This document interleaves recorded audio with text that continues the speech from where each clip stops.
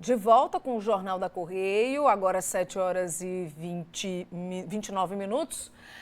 A isenção de imposto de renda para quem ganha salário de até R$ 5.000 tem dado o que falar desde ontem, né? Inclusive o JC antecipou que o ministro da Fazenda, Fernando Haddad, ia se pronunciar em rede nacional, anunciar algumas outras medidas, além dessa isenção. A medida ainda precisa ser votada e aprovada no Congresso Nacional, mas as discussões sobre os impactos, na economia já começaram. Por isso a gente convidou hoje um economista, o economista Cássio Bezarria, para a nossa conversa hoje. Seja bem-vindo, Cássio, ao Jornal da Correio. Olá, Linda, boa noite, muito obrigado. Numa análise rápida, Cássio, a gente vê como aspecto positivo o dinheiro circulando na economia, afinal o dinheiro fica na mão do povo, as pessoas vão ter como gastar mais no comércio, por exemplo. Mas aí tem várias outras vertentes que a gente precisa analisar também nesse momento. Eu queria que você fizesse esse panorama e explicasse para a gente, o que de fato essa medida ou essas medidas podem acarretar.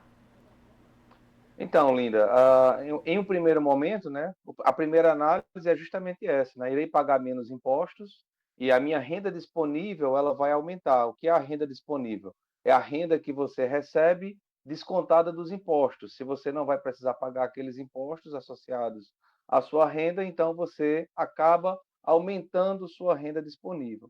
Por outro lado, Linda, economia é um lençol curto, né?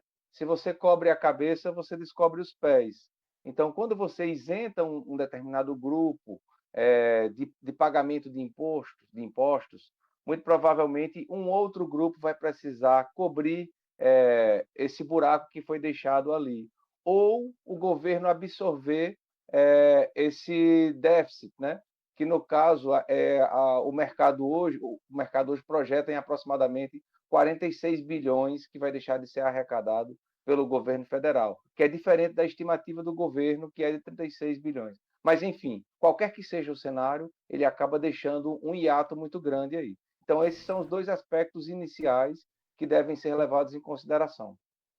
O gancho da sua resposta para perguntar o seguinte: se o governo vai arrecadar menos, então vai ter que compensar, porque a conta não vai fechar, não é isso? De que forma isso foi explicado, né? Como é que isso vai acontecer de acordo com as medidas anunciadas pelo governo federal? Então, o que está sendo proposto é que classes com renda acima de 50 mil reais que vão aumentar a sua alíquota tributária. Né? Então, é esse grupo que vai, de alguma forma, compensar essa isenção para aqueles indivíduos que ganham até 5 mil reais. Então, não tem segredo. Né? Se você aumenta ou diminui impostos, isso vai ter implicações em outros setores, como é isso que a gente está vendo agora nesse momento. Agora a gente já vê que o dólar está nas alturas, né? A gente tem acompanhado desde ontem, né? O dólar está nas alturas. Mercado internacional, mercado financeiro não tem visto com bons olhos todo esse processo, porque de acordo com eles existe uma falta de credibilidade, né, com a economia brasileira diante desse fechamento de contas que não tem batido, que não está batendo. Então, na sua análise pessoal, essas medidas anunciadas devem realmente ter reflexos positivos ou negativos na nossa economia, Cássio? Então, Linda, o grande sucesso do Plano Real, ou uma das razões, foi justamente promover de início alguns ajustes fiscais, né? O controle das contas públicas ele é importante. Então, quando o mercado não vislumbra ou gera dúvidas sobre a forma como o governo vai fechar essas contas, isso acaba sendo precificado. Quem precifica? O mercado.